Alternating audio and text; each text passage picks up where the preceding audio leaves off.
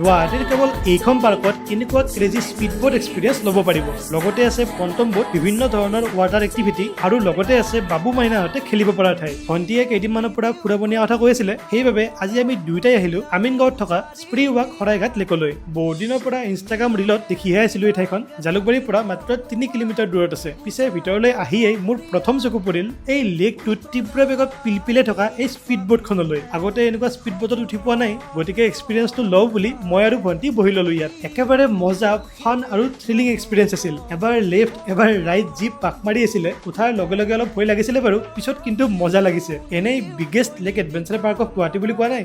যদি কোনোবাই এনেকুৱা স্পীড বোটত উঠিব কমফৰ্টেবল নহয়, তেনেহ'লে এনেকুৱা পন্টন বোটো আছে, যিখনৰ টিকেট প্ৰাইজো কম আৰু গোটেই লেকটো ধুনীয়াকৈ এপাক মাৰিবও পাৰিব। ইয়াৰ লগতে আৰু বিভিন্ন ধৰণৰ ৱাটাৰ এক্টিভিটি আছে বাৰু। লগতে আছে চিলড্ৰেন প্লে জোন আৰু কিবা খাব মন গ'লে কেইটামান ফুড কৰ্ণাৰো আছে। ইয়াত বাইক আৰু কাৰ পাৰ্কিঙৰ সুবিধাও আছে। পিছে আপুনি ইয়াত আহি পাইছেনে বা অহাৰ প্লেন কৰি আছে যদি কমেণ্ট কৰি জনাবচোন।